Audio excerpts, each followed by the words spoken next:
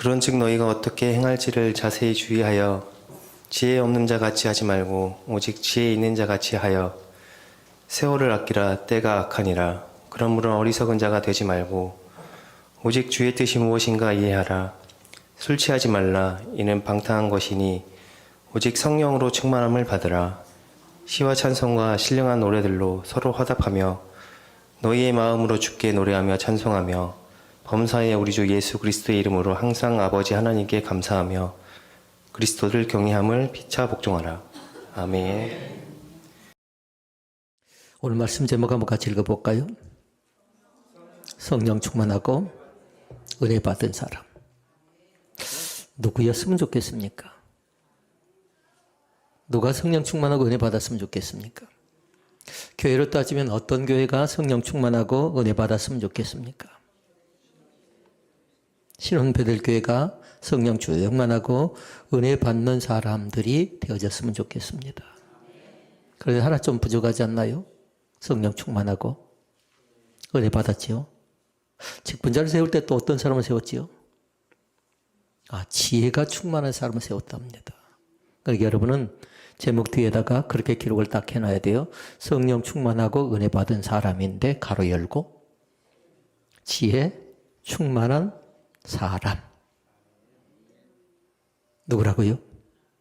세 자를 적어놔도 괜찮고 한 자를 적어놔도 괜찮고 두 자를 적어놔도 괜찮습니다. 아직 학생들이 잘 그 말 뜻을 이해 못할 수 있습니다. 성령 충만한다는 게 대체 뭔가, 은혜 받는다는 게 대체 뭔가, 그리고 지혜 충만한다는 게 대체 무엇인가 잘 알 수 없습니다. 그러나 어느 정도 알 수는 있는 사람들일 수도 있습니다. 그러니까 가능하면 하나하나 잘 보시라고. 성령 충만하고 그리고 은혜 받는 사람 되고 그리고 지혜 충만한 사람 되고. 질문. 그러면 나는 성령 충만한 사람입니까? 은혜 받은 사람입니까? 지혜가 충만한 사람입니까? 이제 다음엔 그런 질문 안 했으면 좋겠습니다. 왜냐하면 성령 충만한 사람은 반드시 은혜 받은 사람이 성령 충만할 수 있답니다. 그러니까 성령 충만하면 반드시 은혜 충만할 수 있다고요. 은혜 받을 수 있다고요. 그래서 성령 충만하지요. 은혜 받지요. 그럼 반드시 어떻게 된다고요? 지혜 또한 하나님께서 더불어 알파로 우리 가운데 공급해 주실 줄로 믿습니다. 여러분 잘 기록해 놔야 돼요. 성령 충만한 사람은 곧 은혜 받은 사람이고 은혜가 충만한 사람은 곧 성령 충만한 사람이다. 여러분 집에 가서는 좀 길게 해야 되겠잖아요. 왜냐하면 지혜 충만도 있으니까. 성령 충만한 사람은 은혜 받은 사람이고 은혜 받은 사람은 지혜 충만한 사람이고 그리고 다시 지혜 충만한 사람은 성령 충만한 사람이고 은혜가 충만한 사람이라고 여러분 집에 가셔서 좀 길게 메모를 잘 해놓으시라고요. 그리고 그 사람이 다른 사람이 아니고 내가 되어졌으면 좋겠어요. 그러니까 성령 충만 받지 못한 것과 성령 충만 받는 건 너무나도 많이 차이가 있답니다. 오늘 핵심되는 말씀은 어딜까요? 본문 내용 가운데 18절 말씀. 술 취하지 말라. 이는 방탕한 것이니 오직 성령의 충만을 받으라. 아멘. 길지 않으니까 이건 한순간에 다 함송해버려야 돼요. 호흡할 것 없이. 잠깐 숨 넘어간가요? 그럼 한번 해보자고요. 술 취하지 말라. 이는 방탕한 것이니 오직 성령의 충만을 받으라. 대조하고 있죠. 술에 관계된 얘기가 나왔고요. 그 다음에 성령 충만한 것이 나왔는데요. 술과 성령 충만은 대조된답니다. 술 먹은 사람의 특징이 있어요. 술 먹은 사람의 특징은 다른 것 아니라 늘 뭐냐면요. 했던 말을 또 하니까 또 하고 반복하죠. 그러니까 뭐가 없나요? 자기 통제 능력을 상실해 버린답니다. 자기 절제 능력을 상실해 버려. 술 먹는 사람들은요. 그러니까 술을 먹지요. 그러면 혀가 꼬이지만 때로는 어쩝니까? 계속해서 했던 말 자체를 잃어버리고 또 하고 또 반복적으로 그런다고요. 그런데 반드시 술 뒤에는 뭐가 따른다고 했어요? 방탕함이 따른답니다. 왜냐하면 자기 조절 능력, 자기 절제가 안 되기 때문에 그렇습니다. 물론 적당히 마시는 것 있습니다. 그러나 제가 어느 선까지 이렇게 적당히라고 얘기할지 잘 모르겠습니다. 그러나 할 수 있는 대로요. 우리 믿는 사람들은 술 취함에서요. 해방되는 귀한 권세도 우리 가운데 있어졌으면 좋겠습니다. 술을 먹어야 된다 먹지 말아야 된다 논쟁은 하고 싶지 않고요. 그러면 여러분 한번 살펴보세요. 성령 충만이 나왔지요. 성령 충만. 성령 충만한 사람은 세 가지 특징이 있다고 생각하면 돼요. 반드시 뭐냐면요. 예수 그리스도의 향기를 드러내는 사람이 성령 충만한 사람이랍니다. 문을 열고 들어오니까 여러분 무슨 냄새 났나요? 국화 냄새가 나죠. 마찬가지로 우리의 몸 속에서, 우리 마음 속에서, 우리의 생각 속에서, 우리 살아가는 삶 속에서 예수 그리스도의 향기가 흘러 넘쳐 나야 될 줄로 믿습니다. 술 취한 사람 냄새가 뭘까요? 술 냄새가 나죠. 그래서 성령 충만하면 이 냄새가 나야 된대요. 예수님이 향기의 냄새가 나야 될 줄로 믿습니다. 또 하나의 특징 두 번째는 뭐냐면요. 성령 충만한 사람의 특징은 은혜가 흘러 넘쳐난답니다. 그러니까 우리는 그 전에 그렇게 배웠어요. 은혜의 강물이 사방으로 흘러 넘쳐나게 하옵소서. 은혜가 머무르지 않고요. 우리의 가정에서 시작해서 은혜 자체가 여기저기 사방으로 흘러 넘쳐나는 귀한 권세가 우리 가운데 충만하게 나타날 수 있기를 바랍니다. 만약에 지금 현재 내가 성령 충만하지 못하다 그러면 다시 은혜의 깊은 자리 가운데 들어갈 수 있기를 바랍니다. 지금이 은혜 받을 때래요. 지금은 원망하고 투덜거리고 불평하고 나약하고 연약하고 포기할 그런 때가 아니고요. 새롭게 일어나서 은혜의 깊은 곳에 들어가는 귀한 체험의 역사가 나타나야 될 줄로 믿습니다. 성령 충만의 세 번째 특징이 있답니다. 그건 뭐냐면요. 하나님의 생명력을 전하는 사람이답니다. 조용한 가운데 있습니다. 그런데 주변 사람들에게 하나님의 생명력을 전달한다는 건 뭘까요? 다시 말씀드리면 전도인의 귀한 사명을 감당한답니다. 때를 얻든지 못 얻든지 항상 전하래요. 항상 전하래요. 이것이 하나님의 명령의 말씀이거든요. 하나님의 명령의 말씀. 그러니까 술 취함과 대조되는 성령 충만함의 특징을 잘 기억하시고요. 그러면 성령 충만한 사람은 곧 은혜 받은 사람이라고 했잖아요. 은혜 받은 사람의 특징은 뭔가 한번 봐볼까요? 은혜 받은 사람 특징도 별 다른 건 없어요. 반드시 뭐냐면요. 하나님, 예수님, 성령님을 기억하라고요. 그래 은혜 받았다. 그럼 누가 있어요? 그 안에 하나님이 계시고 그 안에 예수님이 계시고 그 안에 성령 하나님이 계신 줄로 믿습니다. 그러니까 은혜 받은 사람은 뭐냐면요. 세 가지 특징이 있는데요. 하나님의 생명력이 있답니다. 다시 말씀드리면 생명의 역사가 나타난다고요. 소성케 되는 기적이, 새롭게 되는 기적이 하나님을 통해서 다시 한번 우리의 삶의 현장 가운데 나타나야 될 줄로 믿습니다. 은혜 받은 사람의 특징 두 번째는 뭐냐면요. 예수님 하면 생각나는 게 무엇일까요? 예수님 하면 생각나는 거. 아까 우리 백원사님 기도 중에 뭐라고 했냐면 예수님의 중보 말씀하셨지요. 예수님 이름으로 기도합니다 했지요. 그런데 예수님 하면 또 생각해야 될 게 있답니다. 반드시 구원자를 생각하라고요. 은혜 받은 사람은 예수님의 구원이 그 안에 담겨 있을 뿐만 아니라 사도행전 16장에 그렇게 얘기했어요. 너희 집에도 구원이 있지만 너와 내 집이 구원을 받겠다라고 말씀합니다. 아멘. 너와 내 집이 구원을 받겠다라고 말씀합니다.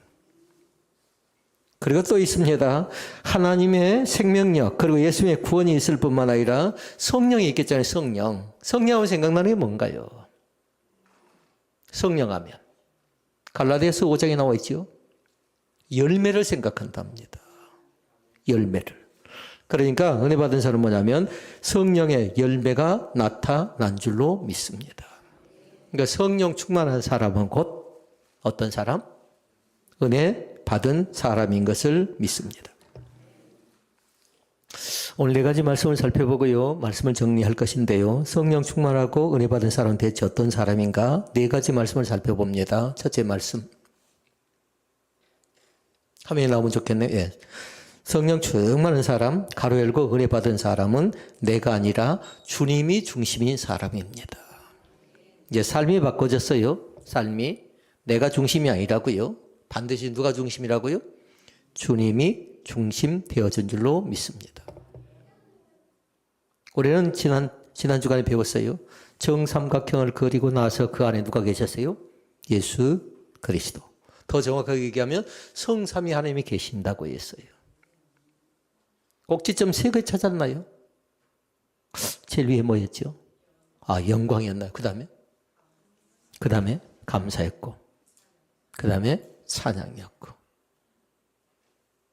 감사 뒤에는 반드시 찬양의 역사가 나타난답니다. 그런데 감사하는 것도 영광 돌려드리는 것이고요. 찬양하는 것도 마찬가지로 마땅히 하나님께 영광 돌려드리는 귀한 권세가 우리 가운데 나타나야 될 줄로 믿습니다.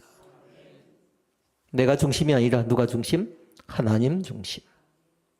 서두에 말씀 받습니다. 술 취하지 말라 했지요. 술 취하면 어떻게 된다고요? 자기 감정이 앞세고요. 통제가 안 된다고요. 이유가 있어요. 사탄이 그 자신을 끌고 다니니까 그런 겁니다. 절제 능력을 상실해버리죠. 저기를 가야 될지 말아야 될지, 이 말을 해야 될지 하지 말아야 될지 분별이 안 되잖아요. 그러니까 시끄럽죠. 그러나 성령 충만하면요.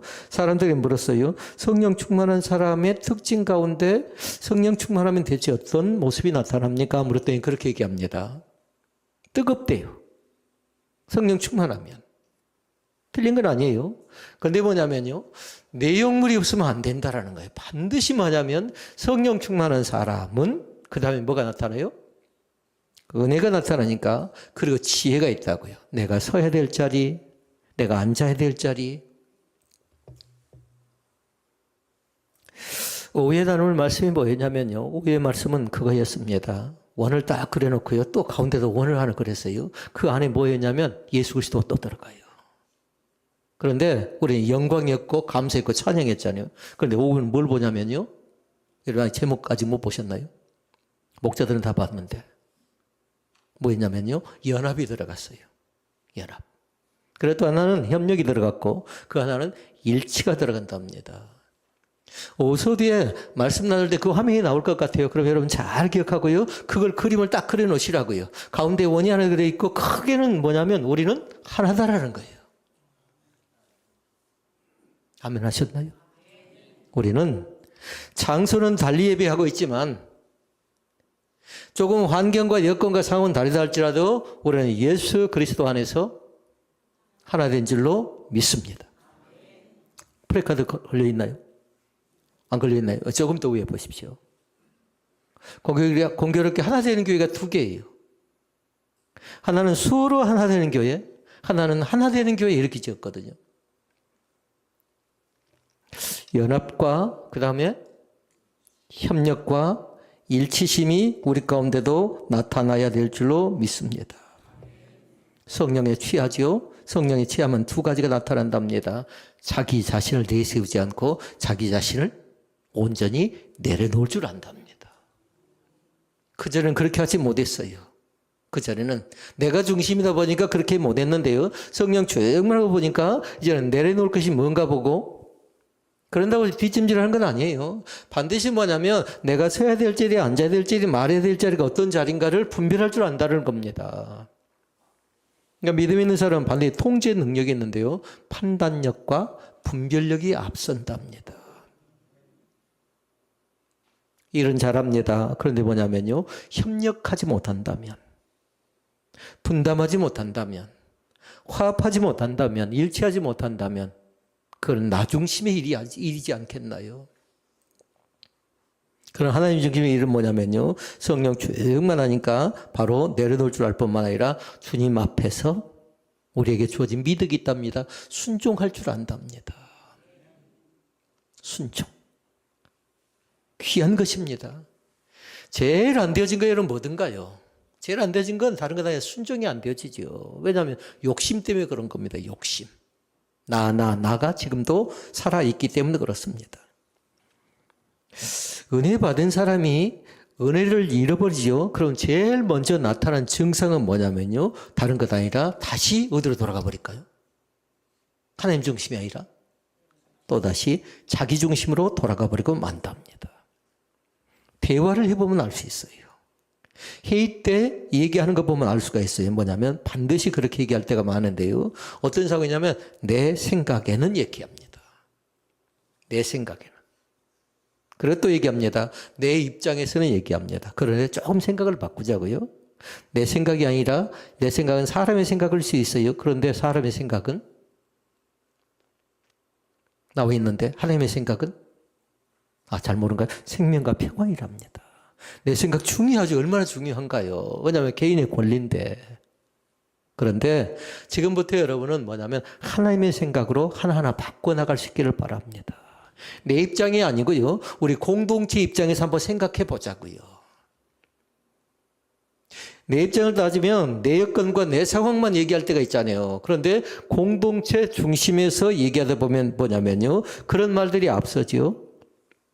공동체를 내세운 사람은 성령 충만인데 성령 충만이 완전히 사그라질 때는 뭐냐면 내 입장, 내 생각, 나가 드러나죠. 이게 정의를 딱 하라고요. 나는 내가 중심이 아니라 하나님 중심의 사람이 되어진 줄로 믿습니다.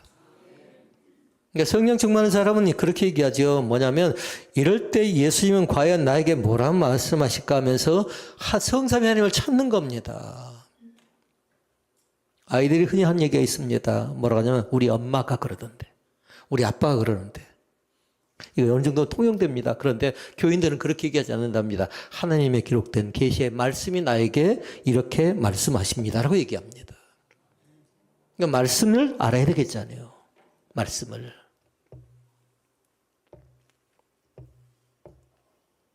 반드시 뭐 하냐면요.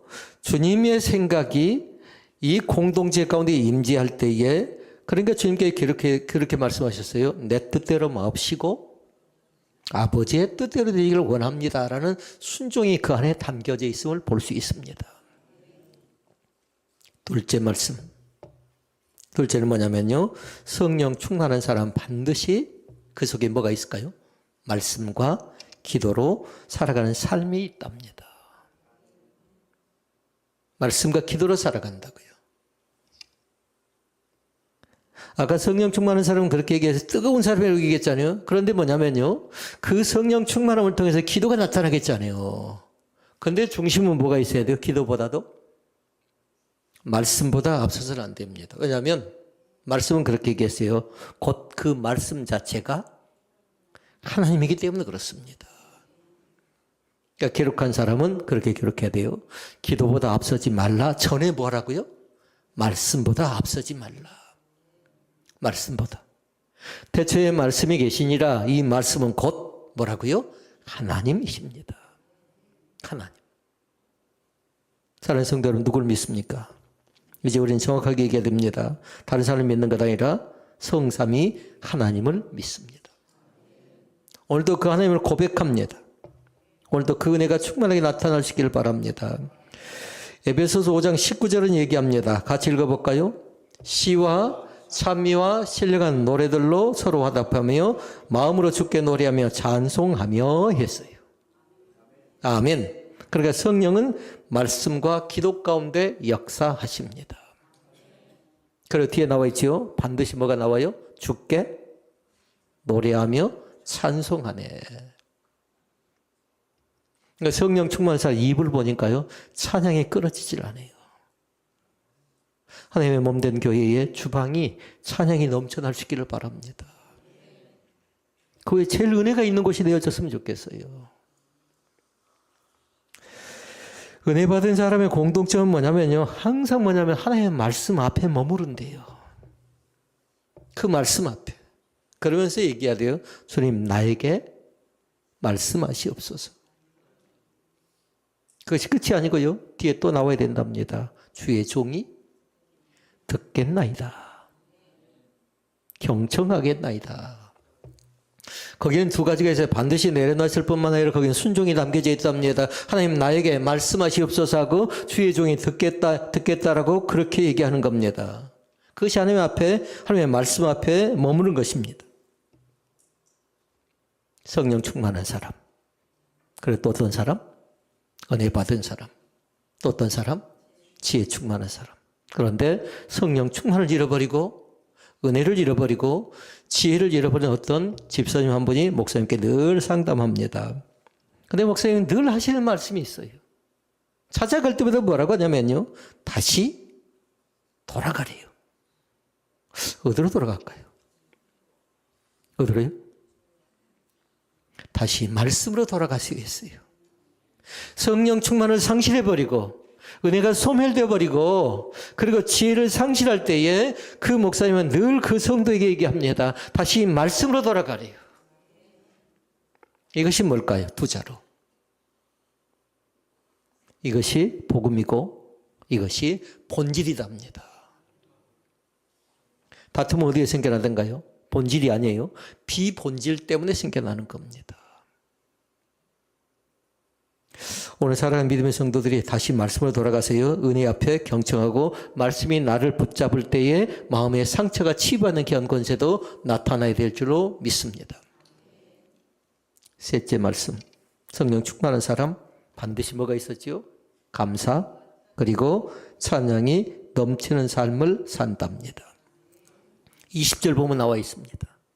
범사에 우리 주 예수 그리스도의 이름으로 항상 아버지 하나님께 감사하며. 초점을 어디다 맞췄어요? 하나님께 맞춰 있습니다. 초점을. 감사할 이유가 나와 있습니다. 때로는 환경이 좋지 못합니다. 여건과 상황이 좋지 못합니다. 경제적으로 어렵습니다. 그럼에도 불구하고 뭐라고 했어요? 손해가 있을지라도 찬양하래요. 왜냐하면 하박국 선지자가 우리 가운데 말씀했지요.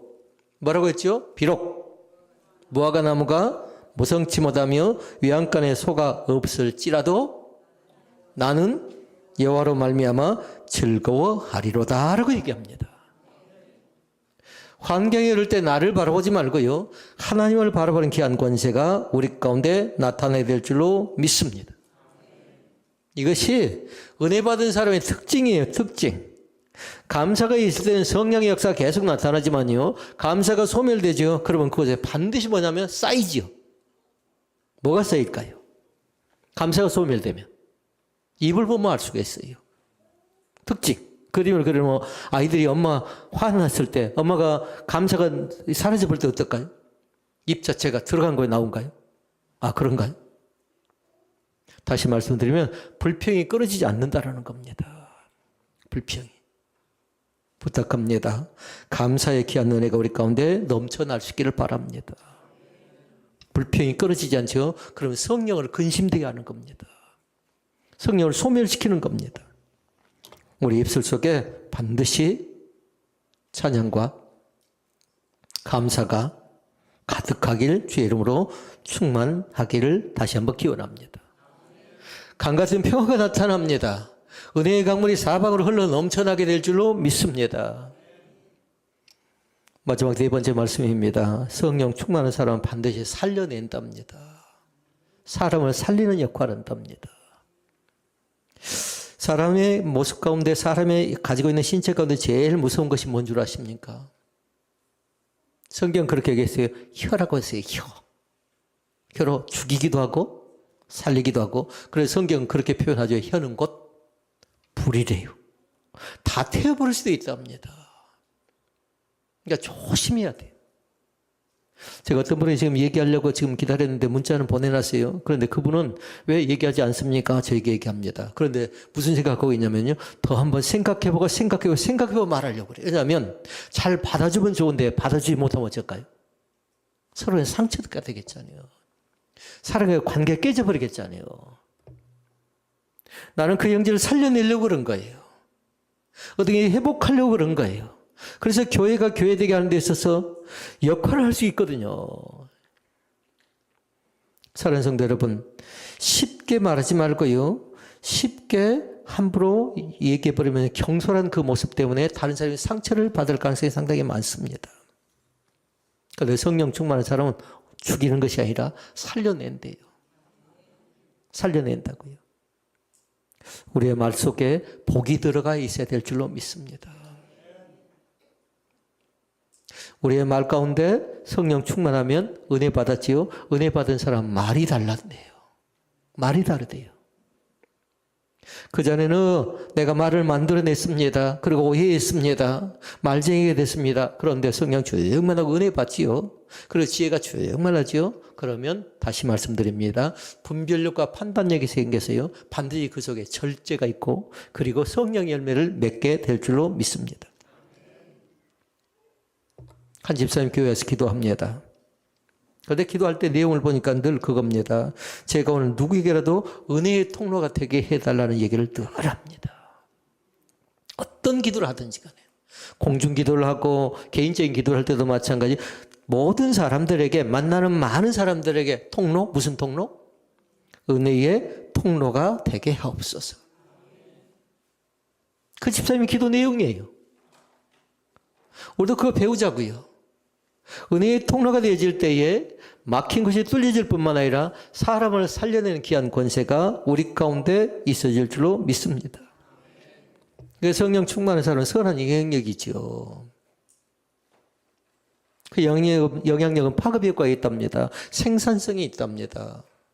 죽은 자가 살아나는 기적이 있고요. 그리고 믿다가 낙심 중에 있는 자들이 다시금 죽게 돌아오는 귀한 역사가 우리 가운데 나타나게 될 줄로 믿습니다. 오늘 말씀을 정리합니다. 다시 성령 충만합시다. 다시 은혜 충만합시다. 다시 지혜 충만합시다.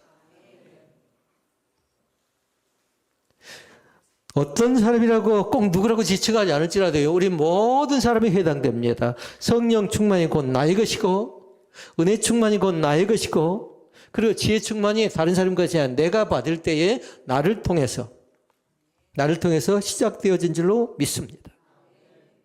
먼저 그러려면 어떻게 해야 돼요? 나를 잘 피워내고요. 그리고 말씀과 기도로 하나님을 의지하고 감사와 찬양을 날마다 멈추지 마시고요. 사람을 살리는 사랑의 통로가 되어야 될 줄로 믿습니다.